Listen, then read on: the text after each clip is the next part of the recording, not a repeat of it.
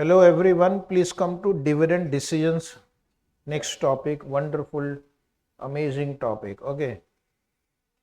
तो ये चैप्टर जो है बहुत ही ज़्यादा इजी है. What is the meaning of dividend? Dividend means distribution of profit to the shareholder. Company जब प्रॉफिट अर्न करती है उसके पास दो चॉइसेस हैं. Choice number 1 retention, choice number 2 dividend. तो ये चैप्टर में डिटेल में आपको डिस्कशन होगा कि कंपनी डिविडेंड पॉलिसी कैसे डिसाइड करती है. प्रोप्राइटरशिप फॉर्म में ये प्रॉब्लम ही नहीं आती है क्योंकि वहाँ पर जो भी अर्निंग है उसका मालिक एक ही व्यक्ति है, जब मर्जी विड्रॉ कर सकता है जितना चाहे. पार्टनरशिप फॉर्म में भी ये प्रॉब्लम नहीं है. पार्टनर्स का प्रॉफिट शेयरिंग रेशियो रहता है.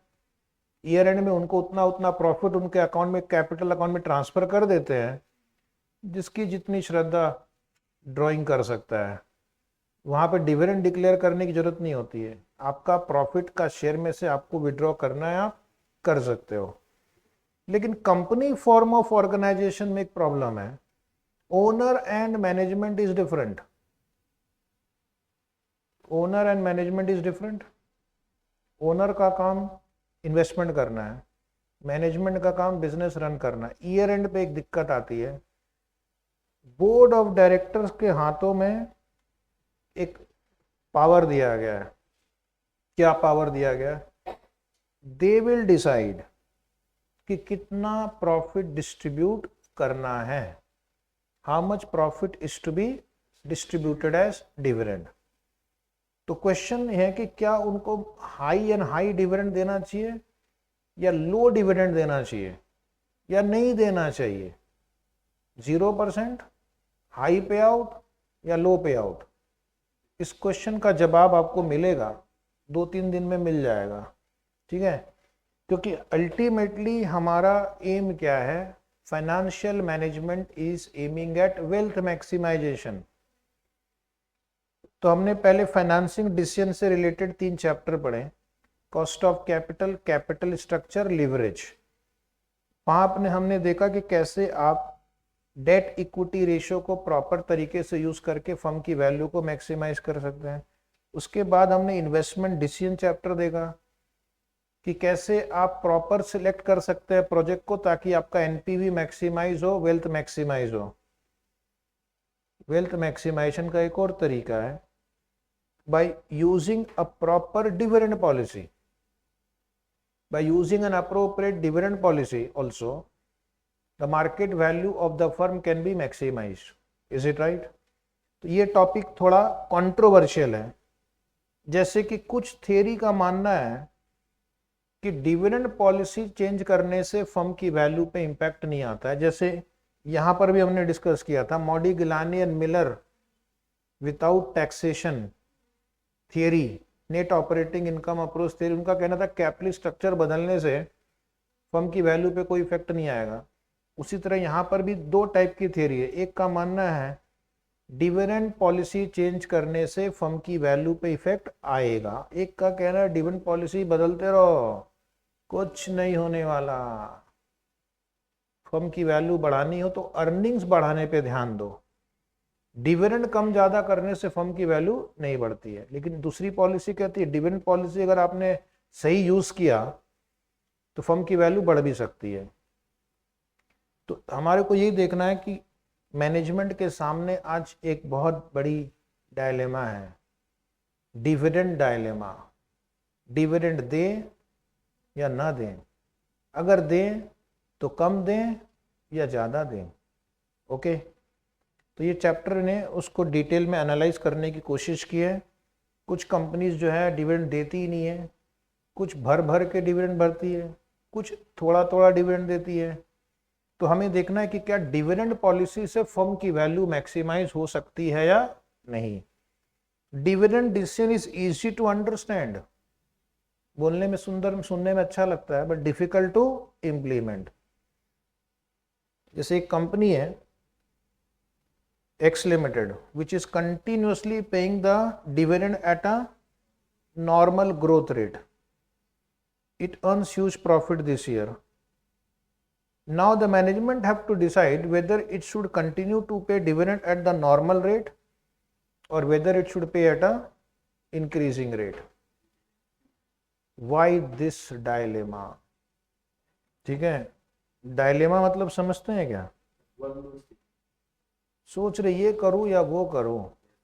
जैसे स्टूडेंट सोचता पढ़ूं या थोड़ा मोबाइल खेल लूं, आज थोड़ा कैंडी क्रश खेल लेते हैं 15-20 मिनट, फिर सोचता नहीं फिर होमवर्क छूट जाएगा। तो द्वंद्व की स्थिति में है वो। ठीक है, मैनेजमेंट भी यही सोच रही है कि अभी उनका डिविडेंड पॉलिसी ऐसा है, एक 50% डिविडेंड रेट दे रही है, फिर सोचती क्या इसको हम थोड़ा ऐसे बढ़ा सकते हैं क्या हम डिविडेंड रेट बढ़ा सकते हैं? बढ़ाने से और नहीं बढ़ाने से क्या होगा? अगर आपने डिविडेंड रेट बढ़ा दिया, मान लो अगले साल आपने 60% कर दिया, फिर 70 कर दिया, अब बेचारा जो शेयर होल्डर है ना, उसके मन में आपने एक एक्सपेक्टेशन क्रिएट कर दी है, अब और बढ़ेगा और बढ़ेगा। हर साल वो ये सोच कर चलेगा कि और डिविडेंड बढ़ेगा अभी। लेकिन किसी साल मान लो प्रॉफिट कम हो गई और आपने रिवर्स गियर लगा दिया, वापस 50 पे चले गए 70 से, तो वो बुरा मान जाएगा। उसको लगेगा कि ये फर्म अनसर्टेन फर्म है, इस फर्म पे यकीन नहीं कर सकते कि अब अगले साल क्या होगा। अब बोलो अगले साल क्या होगा? और कहीं नीचे तो ना चला जाएगा, ऊपर तो नहीं चला जाएगा। It creates uncertainty in the minds of share holder. Uncertainty का मतलब है he thinks that the firm has become risky, and the firm become risky he will expect a higher rate of return, तो cost of equity बढ़ जाएगा। ओ, जितना investor का expectation बढ़ेगा कॉस्ट ऑफ इक्विटी बढ़ेगा, कॉस्ट ऑफ इक्विटी बढ़ेगा तो वैल्यू ऑफ इक्विटी घटेगा। Higher the cost of equity lower the value of equity. Formula याद है ना? नहीं याद तो नहीं है, बट हाँ बोल दो। हाँ बोलने क्या जाता है? जैसे आपने प्राइस का फॉर्मूला देखा है, dividend upon cost of equity. 10 divide by 10% करेंगे तो 100 रुपये आएगा, लेकिन 10 डिवाइड बाई मैंने 15% कर दिया तो बहुत कम हो जाएगा। निकालो calculator, 10 divide by 15%। Oh my God, 67 करीब चला गया। एक्सपेक्टेशन बढ़ गई उसकी रिस्क की वजह से, तो उसने अपना कॉस्ट ऑफ इक्विटी बढ़ा दिया, डिमांड बढ़ा दिया, तो फर्म की वैल्यू घट जाती है। तो दैट इज डिविडेंड डायलेमा। और अगर डिविडेंड नहीं बढ़ाएंगे तो शेयर होल्डर्स भी फिर भी नाराज, वो बोलेगा सर इतना प्रॉफिट कमा रहे हो, हमें क्यों देते क्यों नहीं हो? So the reason is that if the management decides to pay higher dividend, then it might be possible that next year company will not achieve such higher growth rate, resulting in lower dividend in the next year compared to previous year. तो dividend क्या fluctuate होगा, कभी कम कभी ज्यादा। Fluctuating dividend is not a good sign for the investor because he thinks firm is a risky firm. जिस firm का dividend ही certain नहीं है, पता नहीं आगे क्या होगा। However, if the company decides to stay on normal rate of dividend, then surplus amount of retained earning would remain idle, which will result in overcapitalization if no other opportunity exists to utilize the idle fund. लेकिन अगर company ने कम dividend pay किया तो retention ज्यादा है। Retention तभी करना है जब आपके पास इन्वेस्टमेंट अपॉर्चुनिटी हो। रिटेंशन कब करना है? जब आपको लगता है पैसा आपके काम का है, आप इसको यूज कर पाएंगे। लेकिन अगर आपने रिटेन भी कर लिया और आपने यूज भी नहीं किया तो ओवर कैपिटलाइजेशन हो जाएगा। हाँ, फंड्स ब्लॉक हो गए ना, and therefore this will result into lower return on equity in future. Over capitalisation आपने पहले पढ़ा एक चैप्टर में, you have more capital than what you need. तो बहुत सारी कंपनी जो मैच्योर कंपनी हो गई है अभी, उनको जितने इन्वेस्टमेंट करने थे कर लिए, फिर भी बहुत कैश जमा हो रहा है, तो वो लोग क्या करते हैं, वो डिविडेंड बांट रहे हैं अभी। ठीक है, भर भर के डिविडेंड बांट रहे हैं। और जिनके पास अभी भी इन्वेस्टमेंट अपॉर्चुनिटीज हैं वो री इन्वेस्ट कर रहे हैं। तो नेक्स्ट पैराग्राफ है आपकी बुक में dividend theories. Dividend theories are of two types. एक प्रकार की थियरी है जो बिलीव करती है डिविडेंड पॉलिसीज इररिलेवेंट, उनको बोलते हैं इररिलेवेंस थियरी। और इसमें कौन प्रमुख है? M approach, Modigliani and Miller approach. ठीक है, छा गए हैं। यत्र तत्र सर्वत्र, कितने सारे चैप्टर में है। रेलिवेंस थियरी, लेकिन एक दूसरा ग्रुप है वॉल्टर एंड गॉर्डन, इन्होंने कहा है कि dividend policies relevant, dividend policies relevant by using proper dividend policy. Proper, हाँ, फर्म की वैल्यू आप बढ़ा सकते हो। तो हम दोनों टाइप के क्वेश्चन देखेंगे। एक मॉडी, गिलानी एंड मिलर जिसमें डिविडेंड पॉलिसी कितना भी आप चेंज करो फर्म की वैल्यू उतनी रहती है। और एक ये दो थियरी देखेंगे जहां पर अगर आपने सही पॉलिसी यूज की तो फर्म की वैल्यू बढ़ जाती है और गलत पॉलिसी यूज की तो वैल्यू घट जाती है। Next point number 9.2, meaning of dividend. Dividend is that part of the profit which is distributed to the share holder. Okay, तो या तो आप डिविडेंड को, प्रॉफिट को डिस्ट्रीब्यूट कर सकते हो या रिटेन कर सकते हो। प्रॉफिट को डिस्ट्रीब्यूट किया तो उसको बोलेंगे डिविडेंड, और अगर प्रॉफिट को आपने रिटेन किया तो उसको बोलेंगे retained earning. Dividend can be given in two forms. Most popular is cash dividend. It is the most common and most popular form. Company क्या करती है, पहले बोर्ड ऑफ डायरेक्टर्स प्रपोज करेंगे फाइनल डिविडेंड में, शेयर होल्डर उसको approve करेंगे, और company क्या करती है, शेयर होल्डर के अकाउंट में फंड्स उतना ट्रांसफर कर देती है। कुछ शेयर होल्डर जो कंपनी को अपना बैंक अकाउंट डिटेल नहीं देते हैं तो उस केस में उनको चेक आता है, फिर चेक जमा कर दो, डिविडेंड आपके अकाउंट में क्रेडिट हो गया। बट धीरे धीरे अब ये cheque, cash, warrant, demand draft, pay order, ये सब बंद हो गया है। अब सारा का सारा जो है वो ECS मॉडल पे चला गया है, यानी कि इलेक्ट्रॉनिक ट्रांसफर। बैंक, कंपनी के बैंक अकाउंट से आपके बैंक अकाउंट में तुरंत पैसा आ जाता है। ठीक है, that is called cash dividend, उसको बोलेंगे cash dividend. Cash dividend share holder के लिए बहुत अच्छा है। अकाउंट में जब सुबह सुबह मैसेज आता है ना, ting, your account has been credited by 10 rupees dividend paid by this company, अच्छा लगता है। ठीक है, किसको अच्छा नहीं लगेगा अगर अकाउंट में पैसे आते हैं तो। और एक होता है स्टॉक डिविडेंड। स्टॉक यानी डिविडेंड यानी बोनस शेयर। स्टॉक डिविडेंड यानी बोनस शेयर, लो बात कम। स्टॉक डिविडेंड यानी बोनस शेयर। कुछ कंपनी सोचती है कि अगर मैं कैश डिविडेंड दूंगा तो मेरा बैंक बैलेंस कम हो जाएगा। ठीक है, इससे अच्छा एक काम करो, रिजर्व एंड सरप्लस है उसको कम कर दो और शेयर कैपिटल को बढ़ा दो, बोनस शेयर हो गया। शेयर होल्डर भी खुश कि उसको मुफ्त के शेयर मिल गए, इन्वेस्टमेंट करना ही नहीं पड़ा। कंपनी भी खुश कि कैश नहीं देना पड़ा। क्या बेवकूफ बना है कंपनी, मनी मन ऐसा सोचती है, यहाँ लिखना नहीं एग्जाम में।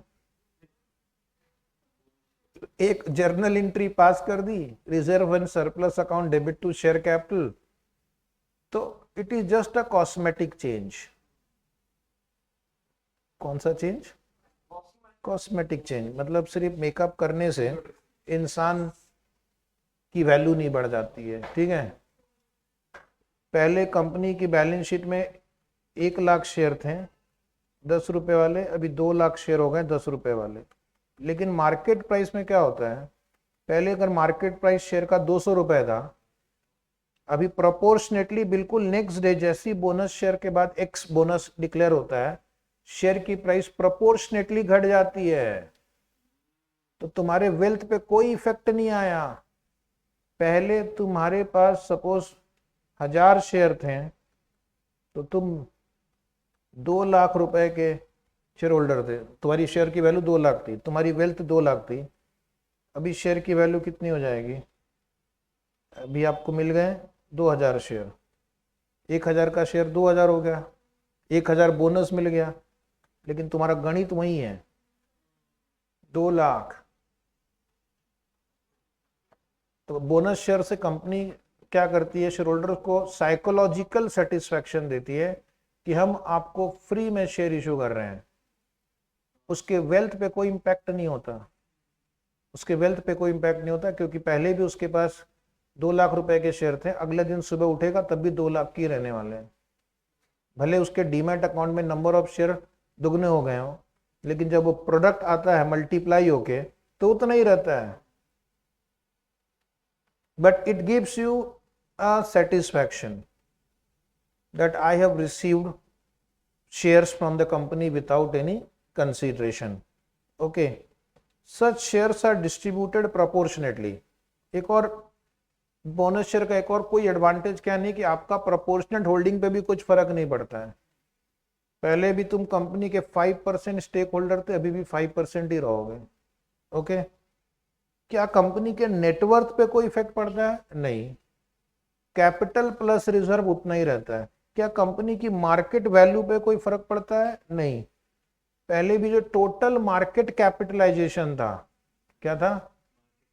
टोटल मार्केट कैपिटलाइजेशन मतलब number of share into market price, पहले भी उतना था, आज भी उतना ही है। ठीक है। उसके बाद आपकी इंस्टीट्यूट ने मुझे कहा कि थोड़ा बच्चों को लॉ भी पढ़ा दो, बोनस शेयर की कंडीशंस क्या क्या है। पहले अकाउंट्स में भी डाल रखा उन्होंने यही पैराग्राफ, लॉ में भी डाल रखा है और एफएम में भी डाल रखा है। कितना रिवाइज करवा रही इंस्टीट्यूट आपको। अगर कोई कंपनी लिस्टेड कंपनी है इंडिया में, तो लिस्टेड कंपनी के बॉस कौन होते हैं? सेबी। सेबी ने भी कुछ कंडीशंस डाल रखी है कि बोनस इशू करने के पहले इन कंडीशन को फॉलो करना होगा। जैसे फॉर एग्जांपल, पहले आपने कैश डिविडेंड अनाउंस किया, फिर आपने कहा नहीं नहीं कैश की जगह आपको हम बोनस शेयर दे देते हैं। एक बार कमिटमेंट कर दी तो फिर बदल नहीं सकते हैं। एक बार आपने कैश डिविडेंड कमिट कर दिया तो फिर बदले में बोनस शेयर देकर उससे पीछा नहीं छुड़ा सकते हैं। दूसरा, बोनस इशू तभी करना जब आपके एओए में उसका प्रोविजन हो। Okay, and not to be declared unless all partly paid shares have been converted into, तो सिर्फ फुल्ली पेड अप शेयर पे बोनस शेयर देंगे। एंड दूसरा, कंपनी चोर नहीं होनी चाहिए, फ्रॉड नहीं होनी चाहिए। They should not have defaulted in repayment of loan, interest and other statutory dues. ये आपके अकाउंट्स वाले चैप्टर में भी लिखा हुआ है। ओके, अगर कंपनी डिफॉल्टर कंपनी है, एक तो प्रिंसिपल नहीं पे कर रही, इंटरेस्ट नहीं पे कर रही, गवर्नमेंट का ड्यूज नहीं पे कर रही है, और नालायक बोनस बांट रही है शेयर होल्डर को, ये क्या बात हुई? तो नालायकों को अलाउड नहीं है। नालायक कौन? जिसने लोन में डिफॉल्ट किया, इंटरेस्ट पे डिफॉल्ट किया है, स्टैट्यूटरी ड्यूज पे डिफॉल्ट किया है। और बोनस शेयर का सोर्स क्या है? या तो आप शेयर प्रीमियम यूज कर सकते हैं या फ्री रिजर्व यूज कर सकते हैं, and not from revaluation reserve. लेकिन अगर आपने कोई एसेट बेचकर कोई कैपिटल प्रॉफिट कमाया है in cash, capital reserve earn in cash can be use for bonus share, capital redemption reserve can be use for bonus share. फिलहाल उस पर हम और चर्चा नहीं कर रहे हैं। क्यों? लॉ में है, अकाउंट्स में है, एग्जाम में वो पूछते भी नहीं है। एग्जाम में क्या पूछेंगे? What are the advantages of bonus share. Advantage number 1 to the share holder, no tax is payable by the share holder on stock dividend receive from the domestic company as it is not treated as dividend but capital asset under income tax act 1961। तो ये एक अच्छा काम किया इन्होंने। Dividend pay करेंगे तो आपको टैक्स लगेगा, डिविडेंड पे टैक्स लगता है ना शेयर होल्डर को। जिस स्लैब में होगा उतना टैक्स भरना पड़ेगा। बोनस शेयर मिलने पे टैक्स नहीं भरते हैं। बोनस शेयर जब बेचोगे, बोनस शेयर जब, तब आपको टैक्स भरना है, तब तक मौज करो, ठीक है। दूसरा, policy of paying fixed dividend per share and its continuation even after declaration of stock dividend will increase total cash dividend of the shareholder in the future।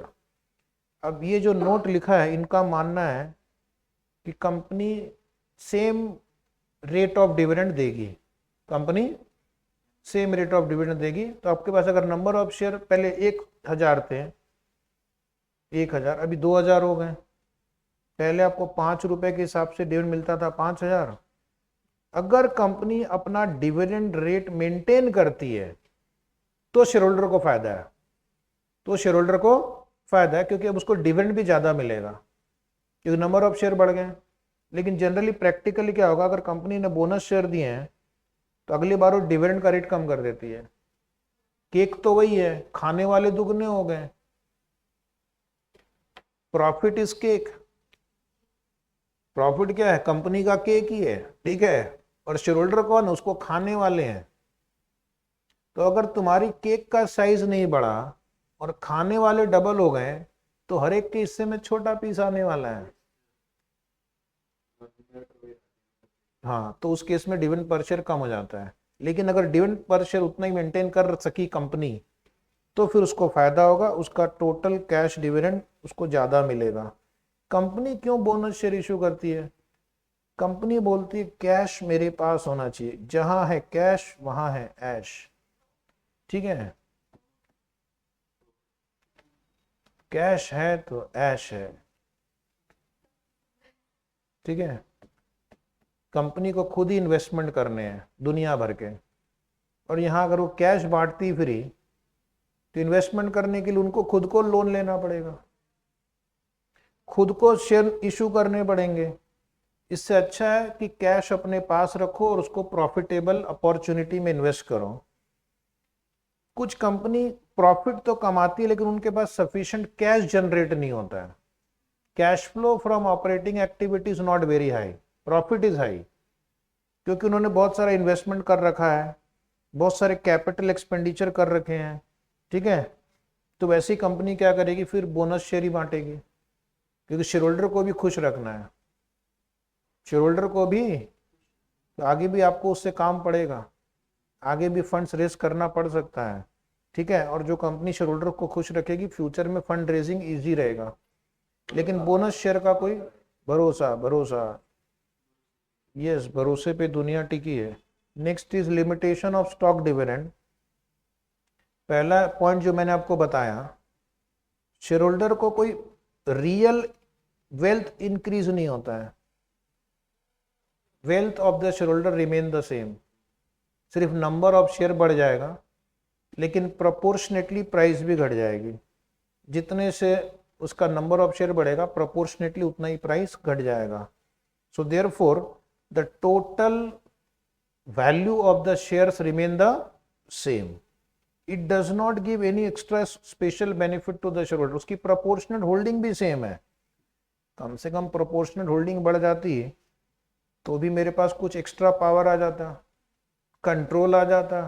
कुछ नहीं, तुम्हारी स्थिति वही है जो तुम पहले थे, बस तुम मन ही मन खुश हो रहे हो, कल्पना कर रहे हो वाह मेरे पास 1000 शेयर फ्री में आ गया। अगर ऐसा सोच रहे हो तो बेवकूफ बन रहे हो, ठीक है। तुम्हारी स्थिति में कोई सुधार नहीं हुआ है, तुम्हें सिर्फ एक साइकोलॉजिकल खुशी मिल रही है। क्या खुशी मिल रही है? कि कंपनी फ्री में शेयर बांट रही है, ठीक है। जो लोग ये गणित नहीं समझते हैं, बहुत सारे शेयर होल्डर, आप तो बहुत पढ़े लिखे लोग हैं, लेकिन ऐसे कई शेयर होल्डर होंगे जिनको ऐसा लग रहा है शेयर फ्री में आ रहा है, उसको ये नहीं पता कि उसके मार्केट प्राइस में से उतनी रिडक्शन भी हो गई है, तो टोटल उतना ही आ रहा है। यानी जो आपके शेयर की वैल्यू पहले थी अभी भी वही है, बट मन में खुशी मिलती है। फ्री का आनंद ही कुछ और है, इसलिए हर स्कीम में आजकल फ्री लगा देते हैं, ठीक है। सरकार ने भी कहा फ्री में बूस्टर डोज देंगे, तो लोग लाइन लगा के खड़े हो गए। सरकार ने कहा पैसे लेकर देंगे डोज, लाइन ही नहीं थी, खड़ी तो कौन बाद में रहेगा, लाइन स्टार्ट ही नहीं हुई। Is it right? YouTube free है, कैसे लोग कूद पड़े हैं दुनिया में लोग। वही इसको बोलो रोज का 5 रुपया लगेगा, 5 रुपया भी नहीं देगा वो। तुम देगे 5 रुपया यूट्यूब देखने का रोज का? कितना ज्ञान मिलता है वहां पे, ओवरडोज मिलता है वहां पे, मोटिवेशनल स्कैम मिलता है वहां पे। एक और कंपनी के साथ भी लिमिटेशन है, बोनस इशू करने का कॉस्ट है, कुछ ना कुछ एडमिनिस्ट्रेशन और लीगल कॉस्ट लगेगा, तो ये फालतू के खर्चे हो गए। Okay, it is disadvantages if periodic small stock dividend are declared by the company as earnings. तो ये पॉइंट को कट कर दो, ये क्या है? It is if periodic small stock dividend are declared by company as earning. तो basically there is no real impact, इसकी जगह लिख दो there is no real impact on earnings. ऐसा नहीं कि बोनस देकर आपकी अर्निंग्स बढ़ने वाली है। There is no real impact on earning, there is no real impact on market capitalisation, there is no real impact on earning, there is no real impact on market capitalization। फिर भी bonus share का concept तो है।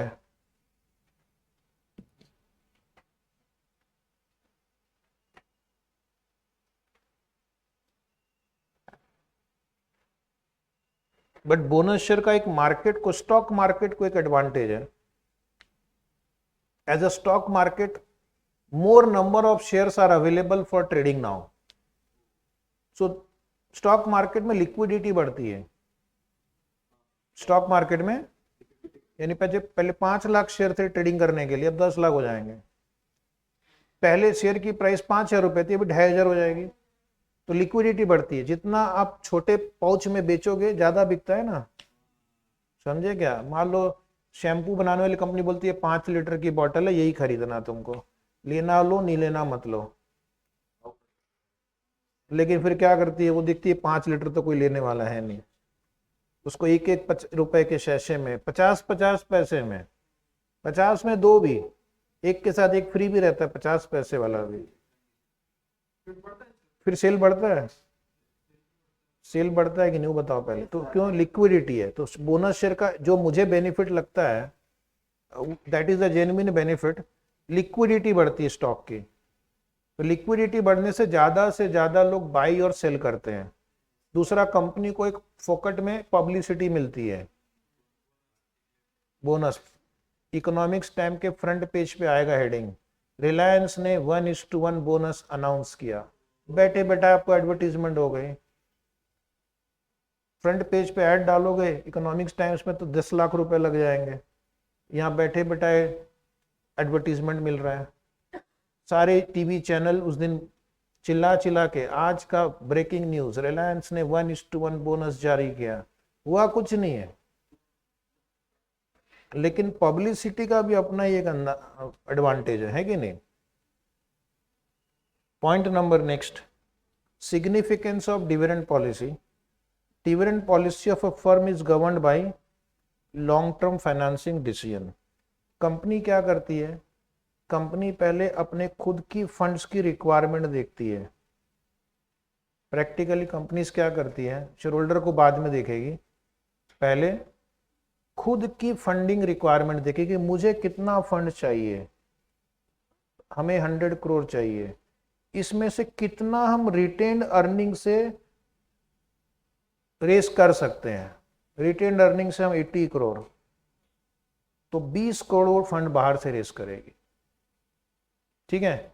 क्यों retained earning को preference देती है company? 2 कारण है। एक, फ्लोटेशन कॉस्ट 0 है, कुछ करना ही नहीं है ना आपको, पैसे बैंक में है, रहने दो, तो फ्लोटेशन कॉस्ट 0 है। और दूसरा, no dilution in control also, number of share issue ही नहीं करेंगे, तो डाइल्यूशन ही नहीं होगा।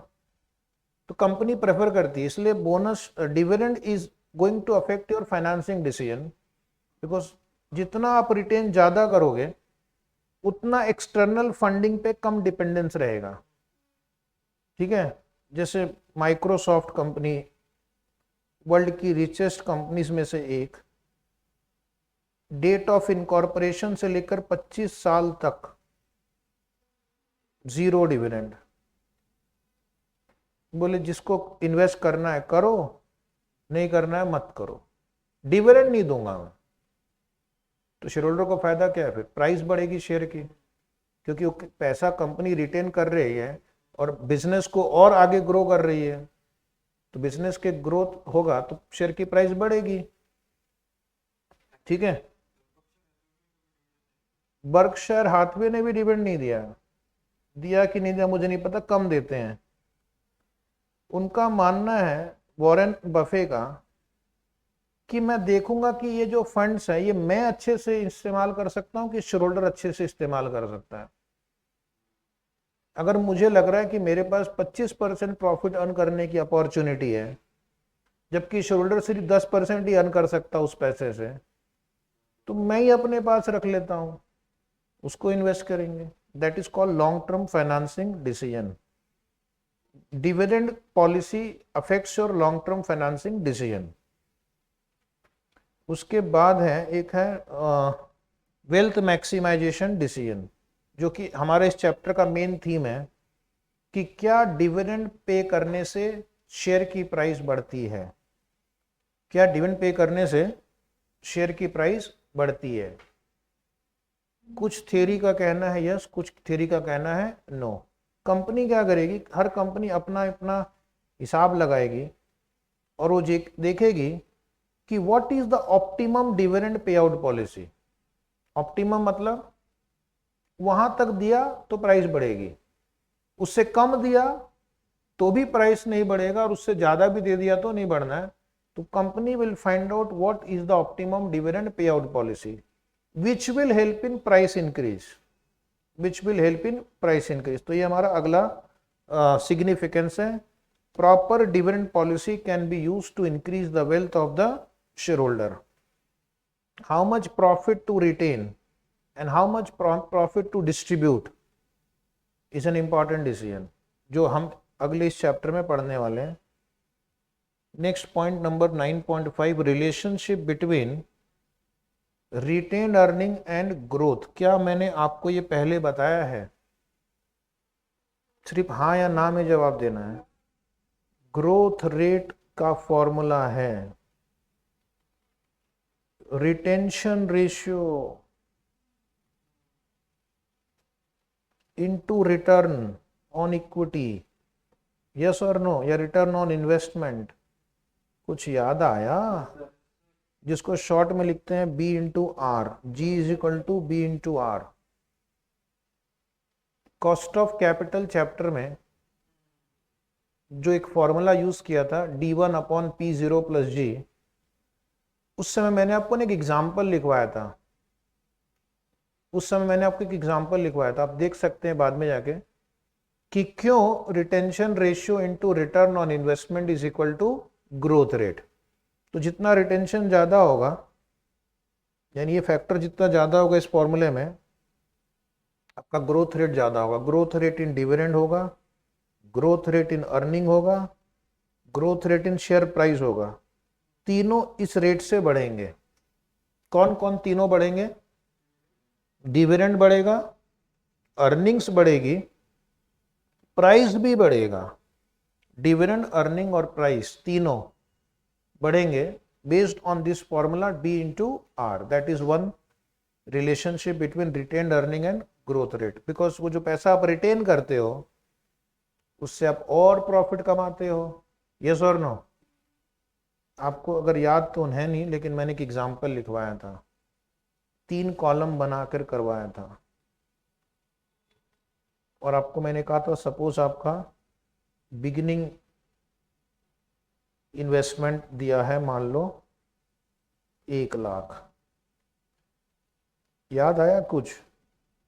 आपका रिटर्न ऑन इन्वेस्टमेंट सपोज 10% है, तो 10,000 रुपये अर्न किया आपने। आपका डिविडेंड पे आउट सपोज 50% है, तो 5,000 पे करेंगे, तो रिटेंशन कितना होगा 5,000। तो क्लोजिंग इन्वेस्टमेंट कितना होगा 1,05,000।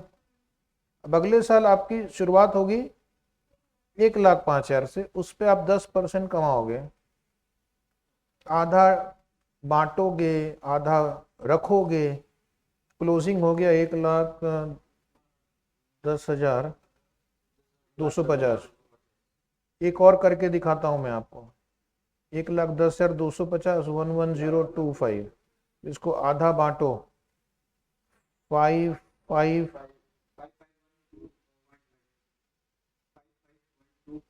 5512.5 5512.5 और बच गया आपका 1,15,000।